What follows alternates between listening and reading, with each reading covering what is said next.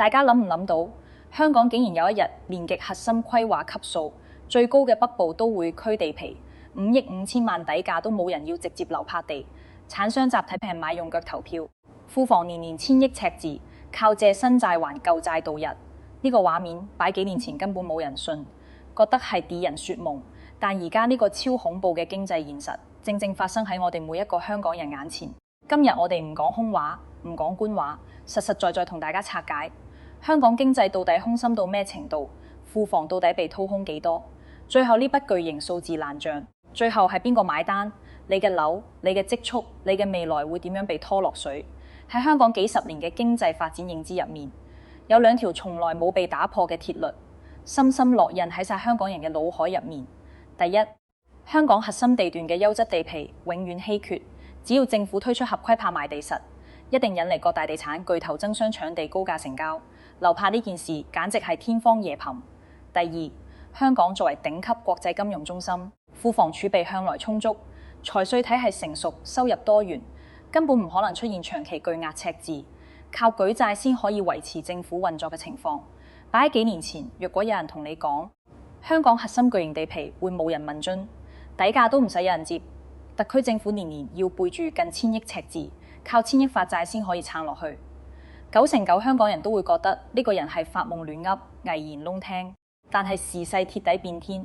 呢啲從前大家覺得絕對唔會發生嘅慘況，而家已經變成香港經濟嘅新常態，亦都鐵底撕開咗香港經濟谷稿性衰退嘅最深層裂縫。近期香港土地拍賣市場發生咗一件極具標誌性，但係好多普羅大眾忽略咗嘅大事。呢件事折射出嘅市場劇變同經濟危機，遠遠比短期樓價波動、消費冷卻更加致命。香港政府正式推出北部都會區核心腹地嘅一幅巨型地皮，呢幅地係區內重點發展規劃用地，官方定位極高，拍賣底價定喺5億5千萬港元。睇返香港多年土地交易歷史，呢個價錢對於核心新區優質地皮嚟講已經係超低水平，但最後嘅拍賣結果直接刷新咗近幾年市場最壞紀錄。呢幅地段優越，承載住成個新界北未來發展願景嘅核心地皮，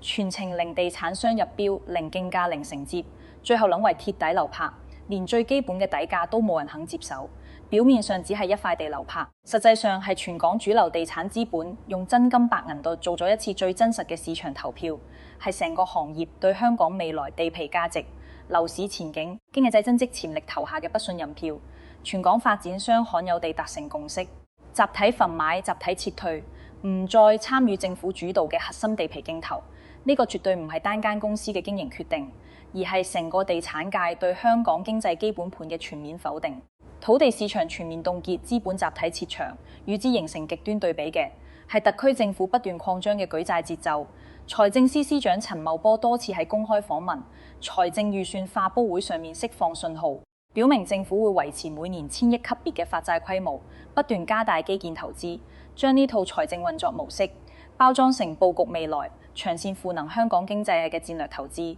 但係盟開官方嘅包裝話術，用最真實嘅財經數據同市場底層邏輯去分析，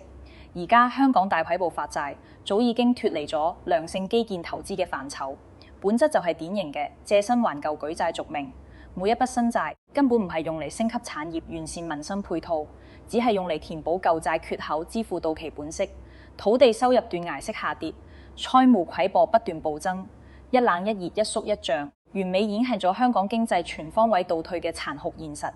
而呢一場由土地、財政、樓市、產業多重危機堆積而成嘅經濟困局，最終所有成本、所有風險、所有代價，都會由每一個留喺香港嘅市民一力承擔。想要真正睇穿而家香港嘅經濟死局，睇透今次地皮流拍背後嘅深層危機，就要拆解呢幅流拍地皮嘅真實價值同戰略定位，先可以明白呢一次流拍點解係香港經濟由盛轉衰嘅分水嶺。今次流拍嘅地皮坐落喺香港重點打造嘅北部都會區核心圈，係成個北都規劃入面地段最優先、戰略級數最高嘅核心地塊之一。北部都會區係香港政府耗費多年心力、投放海量資金規劃嘅超級城市更新同產業升級項目。官方將其定義為香港未來20年嘅核心增值極，係香港突破發展空間樽頸、對接大灣區資源、重塑產業格局嘅核心載體。喺官方藍圖入面，呢片區域會擺脫香港傳統單純住宅、商業開發舊模式，整合科創產業、高端商務宜居社區、交通窩樓多種功能，係香港擺脫地產依賴、培育全新經濟增值點嘅關鍵佈局。就係一塊承載住城市轉型使命、被官方無限睇好嘅核心地皮，5億5千萬嘅底價，擺喺昔日樓市高峰期，簡直係平到不可思議。以前香港樓市最旺嘅時候，港島、九龍普通市區單棟商住樓嘅地價已經遠超呢個數字，更加何況係規劃級數極高、被視為未來核心嘅北部都會區地皮。以前市場人人都信一條鐵律，香港地皮永不逢值，核心地塊只升不跌。只要北部都會區有地皮推出，一定引嚟資本爭相入局，日價搶地。但係今時今日，昔日嘅資本狂熱完全消失。面對呢塊地段優越、規劃滿分、價格超低嘅地皮，全港大細發展商集體沉默，冇人願意掏出真金白銀參與競投，就連最基本嘅意向登記遞交標書都全部零參與。好多市民都會疑惑，從前瘋狂囤地試地皮為最穩資產嘅地產商，而家點解會集體唔敢落場？答案絕對唔係發展商唔夠錢，而係成個行業已經睇穿香港地皮同樓市嘅底層邏輯已經鐵底崩塌。地產商係市場入面最靈敏嘅資本主體，日日深耕行業第一線，對政策走勢、市場供需經濟基本面嘅感知，遠遠比普通市民同宏觀數據更加準確。過去幾十年，香港土地開發係一門低風險、穩回報、長線增值嘅黃金生意。政府規劃落地配套逐漸完善，人口持續流入，樓價穩步上揚。只要成功投得地皮，耐心開發就一定可以穩賺。但而家嘅北部都會區規劃已經由從前實打實嘅發展藍圖變成遙不可及、看得見摸唔着嘅市場大餅。成個北都項目有一個致命短板：投入周期極長，回本時間模糊，盈利風險無限大。按照官方規劃，北部都會區全面建成，配套落地，產業成型需要幾十年時間，發展商前期需要投入幾億甚至幾十億巨額資金，長期鎖死企業核心現金流，但回報遙遙無期，未來收益完全無法預估。對於逐利嘅商業資本嚟講，而家將巨額資金沉澱喺回報未知、週期漫長嘅土地項目入面，係性價比極低、風險極高嘅投資選擇。相比之下，之前擺喺銀行收穩定利息，或者盤活手頭現有存量地皮，快速套現回本，先係最穩陣嘅操作。發展商集體盲買，從來唔係一時觀望，而係理性資本避險，係對香港未來地皮增值、樓市上行、經濟復甦動能嘅全面否定。今次土地流拍打擊嘅從來唔係地產商嘅盈利，而係香港政府維持幾十年嘅經濟命脈。熟悉香港經濟體系嘅人都知，香港過去幾十年嘅經濟起飛，庫房充盈、福利完善，完全依賴經典嘅高地價模式。土地財政係香港經濟絕對核心支柱。翻查香港長期財政收入結果，除咗常規嘅利得稅、薪俸稅之外，賣地收入、補地價收入係庫房最核心、最穩定、佔比最高嘅收入來源，堪稱香港財政嘅生命水源。政府每年嘅基建開支、民生津貼、交通建設、公共服務營運、公務員薪酬，絕大部分都靠土地相關收入支撐。簡單嚟講，香港幾十年嘅城市繁榮、福利體系、經濟輝煌，根本就係建立喺高地價、高土地收益嘅基礎之上。而家核心地皮底價流拍，全行業集體翻買，就等於市場公開宣告，香港維持幾十年嘅土地財政水源已經鐵底枯竭，土地無人承接，地價持續受壓賣地，收入斷崖式下滑，意味住香港最穩定嘅財政收入渠道鐵底失靈，傳統經濟增績邏輯全面失效。呢個唔係短期市場波動，而係經濟缺港惡化、市場信心鐵底崩塌嘅長期頹勢，亦都標誌住香港正式進入結構性經濟衰退。對比近年公開嘅財政預算數據同權威財經分析，我哋可以更直觀睇清香港財政體系嘅致命危機。多家權威財經機構、立法會財經議員同資深專家長期跟進數據，證實香港已經連續多年維持千億級別嘅巨額財政赤字。赤字規模長期企喺近千億港元高位，就算政府多次推出節流措施、優化收支，結果都完全扭轉唔到赤字高企嘅局面。最新財政預算案顯示，年度綜合赤字長期維持喺數百億至近千億高位。官方對外宣稱會透過產業頭請、開源節流、基建賦能，幾年之內消除赤字，恢復收支平衡。但只要深入拆解預算收支明細、資金運作邏輯，就會發現官方嘅復甦講法完全經唔起數據推敲，背後隱藏住極度嚴重嘅財政隱患。資深財經媒體人、前有線財經台長嚴寶光曾經精準拆解過現時港府嘅財政套路。而家政府嘅財政運作已經脫離健康財稅邏輯，徹底變成發債當收入、借新債補舊債嘅高危模式。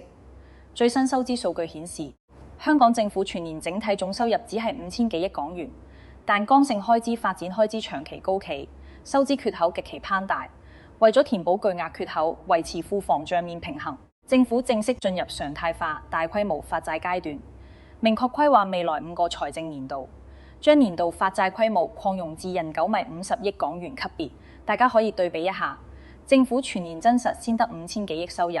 發債規模就接近2000億。發債融資已經取代常規稅收、土地收入，成為支撐政府運作嘅核心手段。最值得警惕嘅係，每年近2000億嘅發債資金入面，超過56%根本唔係用喺基建建設、產業扶持、民生改善，而係專門用嚟償還舊債本息。換句話講，政府辛辛苦苦發新債籌翻嚟嘅錢，大半都係幫舊債找數，真正可以落地用喺城市發展同民生建設嘅有效資金寥寥無幾。呢種運作模式同普通人信用卡、以卡養卡、網貸以貸養貸嘅高危操作完全一樣，係典型嘅透支未來、透支城市信用嘅短期續命手段。對於普通個人，一旦陷入以債養債循環，離破產只係時間問題。而對於香港呢座國際金融中心，政府長期依賴借新還舊，代表成個地區財政體係已經失去自我造血能力，只能靠透支未來、粉飾太平維持表面穩定。面對外界質疑同市場憂慮，財政司司長陳茂波一直保持樂觀，多次喺官方專訪立法會發言中解釋現行財政策略，安撫市場情緒。佢嘅核心論點有3個：第一，現時高赤字大發債只係城市轉型、基建升級嘅階段性現象，屬於戰略性前置投入；第二，政府已經主動調整收支，括號未來開支增速會放緩。經濟復甦帶動嘅稅收、土地收入增速會超越開支增速，長期一定可以重回收支平衡。第三，北部都會區等大型基建屬於長線投資，前期只有投入冇產出，存在收益時間差，待日後基建落成、產業成型、人口集聚，就會釋放巨量稅收同土地增值紅利，徹底化解財政危機。呢套官方講法聽起來邏輯完整、規劃宏大，好似好有道理，但係擺喺香港真實經濟環境入面，只係一層精美嘅糖衣包裝，係對現實危機嘅淡化，對未來風險嘅過度樂觀。官方所有美好預期都建立喺一個虛假前提之上，未來幾年香港經濟穩步復甦，產業持續升級，人口穩定流入，市場信心快速修復。但係脫離官方理想藍圖，直面真實市場環境，就會發現呢套先投入後回本嘅邏輯已經完全冇落地基礎。所謂嘅未來紅利，好大機會會變成填唔滿嘅基建無底洞、債務無底洞。我哋只要拆解香港政府3大核心財政收入來源，就可以直觀見證香港經濟嘅全方位萎縮。香港財政90%以上收入依賴3大支柱：企業利得稅、市民薪俸稅、土地同補地價收入。而家呢3大核心收入渠道已經同步崩盤，持續惡化，完全冇企穩復甦嘅跡象。首先係土地同補地價收入，作為財政第一支柱，而家已經鐵底間倉馬。正如前面所講，無論係市區核心地段抑或新發展區，土地市場全面遇冷，發展商集體觀望、分買撤場，政府推地冇人承接，土地成交宗數、金額、日價率全面大跌，地皮賣唔出，補地價購物自然同步萎縮，樓市交易低迷，發展商資金受壓，冇人願意花錢補地價擴建升級。曾經最穩陣、最高額嘅土地財政收入，而家已經變成雞肋，完全撐唔起庫房開支。第二係企業利得稅，近年斷崖式縮水，笨勢不止。利得稅取決於企業盈利，企業盈利取決於產業活力同消費市場。而香港現時營商環境持續惡化，一方面大量外資企業、跨國機構不斷撤離香港，收縮舊務，遷出總部，轉移核心舊務，直接導致優質稅源大量流失。另一方面，本地實體經濟長期疲軟，零售、餐飲、服務、旅遊等支柱民生行業持續低迷。後疫情時代，香港消費市場不但冇迎來復甦，反而出現嚴重消費外流、消費降級。每逢週末同假期，香港本地商場門庭冷落，人流稀疏，鋪租持續下跌，好多小店根本唔夠交租，唔夠人工，只能結業執笠。反觀一河之隔嘅深圳，各大商場景點人潮滑湧，水泄不通，大量香港市民北上消費，陸穩落，本地消費資金不斷外流，兩地消費環境嘅強烈反差，直接導致香港本地企業營收大跌，利潤壓縮，無數中小微企業只能苟延殘喘，長期虧損，根本冇能力交稅，大型企業盈利亦都大幅收縮，直接造成政府利得稅收入逐年大跌，核心稅源不斷流失。而家本地實體經濟完全冇回暖跡象，企業經營壓力只會越來越大，未來利得稅收入只會繼續下跌，最後係薪俸稅收入正面臨斷層式萎縮嘅結構性危機。薪俸稅主要依賴高學歷、高收入、高消費嘅中產階層，呢批人係香港薪俸稅嘅核心繳納群體，亦都係樓市同消費市場嘅主力。但近年香港爆發大規模中產移民潮，數十萬黃金年齡嘅高質素人才選擇移居海外，帶走咗海量資金、消費同寶貴稅源。呢批中產大多處於事業高峰期納稅黃金期，好多人仲未完成長期納稅週期，仲未貢獻峰值稅收，就已經離開香港，直接造成薪俸稅收入大幅下滑。與此同時，本地就業市場持續受壓，高薪職位減少，薪金增資停滯，就業穩定性下降。新生代優質納稅人數量不足，新舊稅源接唔上，令薪俸稅收入陷入長期萎縮死循環。三大財政收入支柱同步崩盤，代表香港政府已經徹底失去自我造血能力。但最臨次嘅係收入不斷暴跌，政府開支卻幾乎零收縮。最新修訂年度財政預算顯示，政府全年開支仍然高達7000幾億港元，就算做咗所謂節流調請，開支降幅都唔夠3個百分點。幾乎可以忽略不計，收入大縮水，開支高企，香港財政失衡危機被無限放大，庫房壓力去到歷史高位。更令市民心寒嘅係，政府嘅節流策略極度偏暴，完全係重基建輕民生。喺財政緊張、庫房承壓嘅情況下，政府第一時間選擇壓縮基層民生福利，削減民生開支，縮減長者乘車優惠補貼，調高大學學費，削減基層民生服務經費，甚至連街頭小販微小民新津貼都處處收緊，從基層市民身上急錢慳錢，加重普羅大眾生活負擔。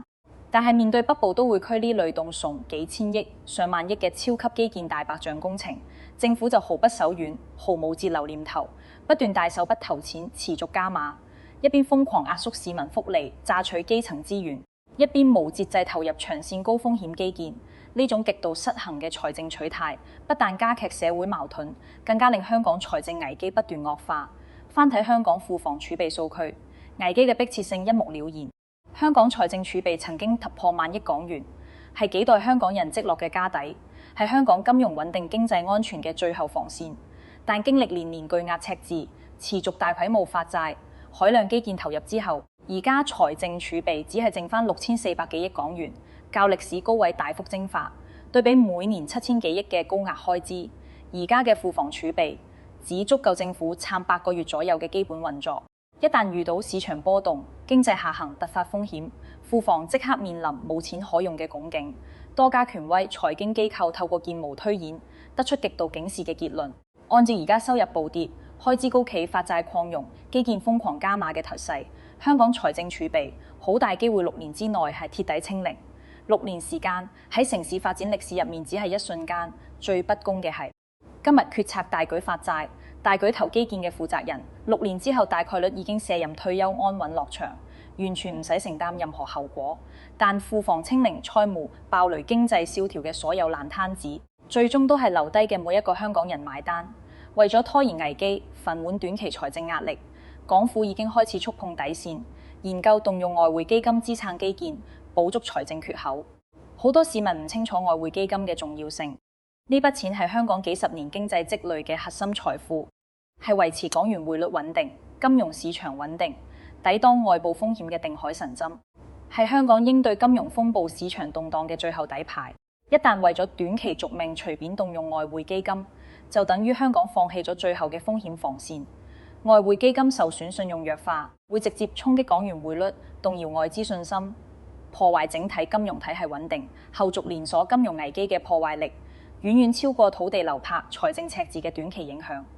與此同時，政府嘅發債邏輯都發生咗根本性變質，由從前良性金融操作變成高危續命工具。呢個係最隱蔽、最致命嘅隱憂。從前政府發行嘅按揭債券、綠色債券，目的唔係填財政缺口，而係完善本地債券市場，豐富投資產品，為市場提供穩定抗通脹嘅理財選擇。從前債券籌集嘅資金會交由金管局做穩健低風險投資，持續產生正向收益，唔單止唔加重財政負擔，仲可以為庫房帶來額外收入，係100%良性金融運作。但近年開始，政府發債嘅資金用途完全變質，最新批次政府債券籌得嘅資金唔再投入穩健金融投資，直接劃入基建債券框架，全部用喺北部都會區等大型工程建設、工程款結算項目營運。簡單嚟講，而家嘅發債資金已經唔係生息資產，而係一次性消耗嘅工程成本。資金一投入基建，就會固化喺建築土地設備之中，無法快速套現，無法靈活回流，無法持續賺錢。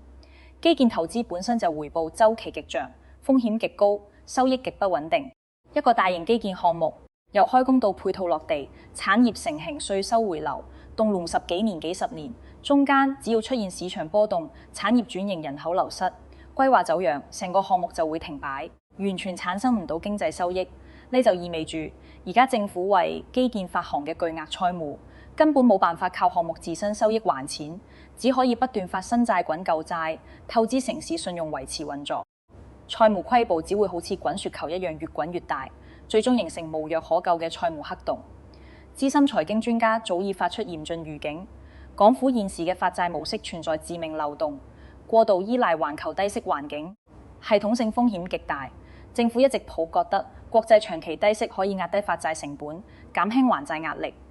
但環球金融市場貨幣政策永遠動態變化，未來幾年地緣政治衝突加劇，各國關稅政策重組，全球產業格局洗牌，通膨反彈概率極高，環球利率好大機會長期維持高位。一旦高息週期持續，港府發債成本、利息開支會直線攀升。每年近2000億嘅發債規模，淨利息就會形成龐大剛性負擔，還債資金佔比越來越高，實質可用發展資金越來越少，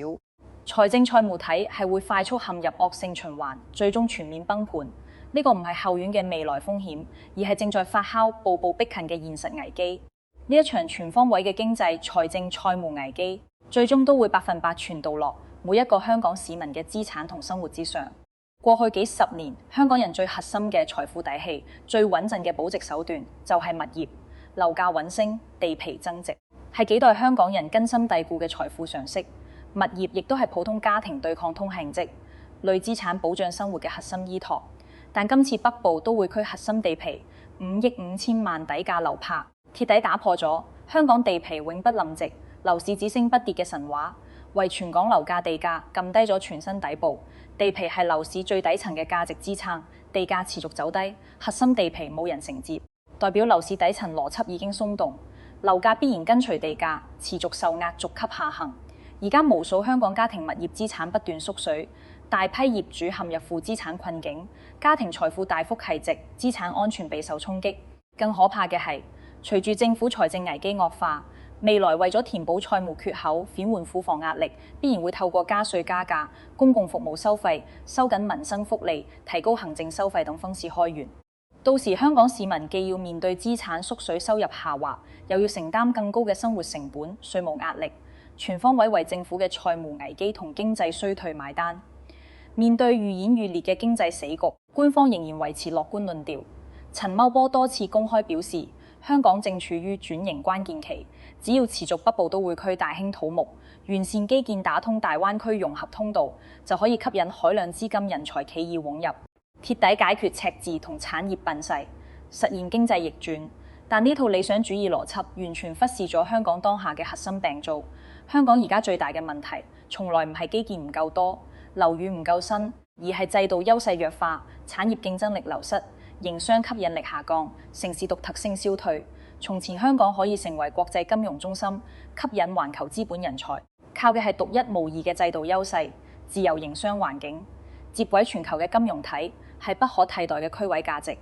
而家隨住周邊城市崛起，全球產業重組，香港嘅獨特優勢不斷淡化，對外資、人才、企業嘅吸引力持續下滑。越來越多外資唔再將香港作為進入內地嘅核心跳板，人才外流、資金外流、企業外流成為常態。喺呢種大環境之下，就算起再多摩天大廈，建再完善嘅北部，都會區基建搭再宏大體量嘅城市框架，冇產業人才企業、資金落地支撐，最終只會變成一座座空置建築、冇人問津嘅空城。所有基建投入都會變成無法回本嘅沉沒成本，進一步加重債務同財政負擔。呢個絕對唔係危言撈聽，而係城市發展嘅客觀規律。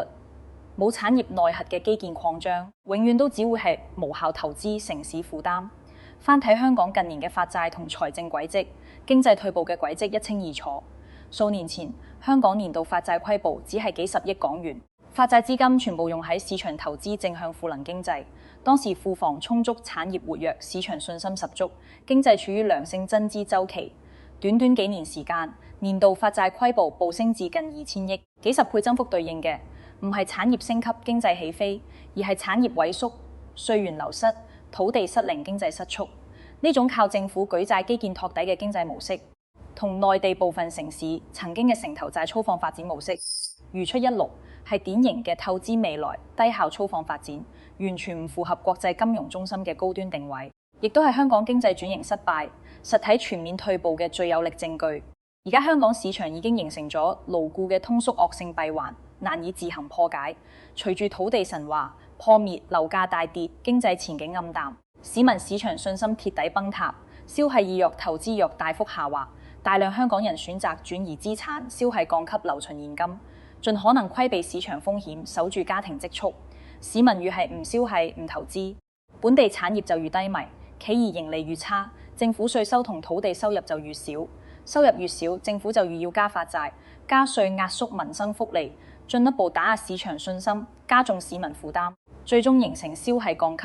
產業低迷、稅收下滑、債務擴容、民生收緊、再消費降級嘅無限惡性循環。更值得警惕嘅係，隨住財政缺口持續擴大，債務壓力不斷攀升，政府嘅財政決策只會越來越激進、越短視，為咗短期續命，不斷推出透支長遠發展根基嘅政策。由從前高地價養活全港，到而家土地無人問津，1000億發債度日，香港只係用咗幾年時間，就耗盡咗幾代人積落嘅家底、信用同發展底力。我哋必須清醒認知，北部都會區5億5千萬地皮底價流拍，絕對唔係單純嘅市場個案，而係香港舊經濟時代終結嘅標誌性信號。當地產商集體用腳投票全面撤場，當政府財政鐵底依賴借新還舊，當城市財富、人才、資金持續流失，每一個生活喺呢片土地嘅香港人都冇辦法置身事外、獨善其身。我哋唔可以再沉迷喺香港永不衰退、樓價永遠保值、經濟永遠繁榮嘅舊幻象入面，必須直面經濟轉型陣痛、財政債務危機、資產價值重構嘅真實現實，認清眼前風險，提前為未來嘅經濟波動、生活成本上漲、資產縮水做好最壞打算。如果你睇完呢篇深度拆解，徹底睇明白香港土地市場財政體係同經濟格局嘅深層危機，認同我客觀貼地專業嘅分析，記得點讚、訂閱我嘅頻道，鎖定我最新影片，持續跟進香港樓市走勢、財政變動同經濟大局。亦都歡迎大家喺評論區留言，分享你身邊感受到嘅經濟變化、樓市改變同生活體驗，一齊理性傾偈交流看法，見證香港經濟嘅轉型與變局。